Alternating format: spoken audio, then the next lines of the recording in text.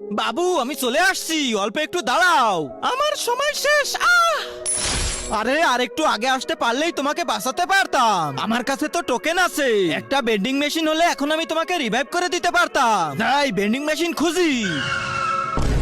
আরে hands up, please ভাই আমাকে মেরো না, আমাকে তুমি ছেড়ে দাও, আমি তোমার উপকার করব।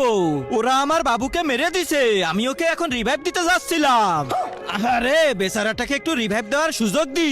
আচ্ছা ভাই ঠিক আছে, যাও তুমি তোমার বাবুকে রিভাইভ দাও। অনেক ধন্যবাদ ভাই তোমাকে। এই তো বেন্ডিং মেশিন পেয়ে গেছি, এবার বাবুকে রিভাইভ করে দি। বাবু তোমাকে অনেক কষ্টে রিভাইভ দিলাম।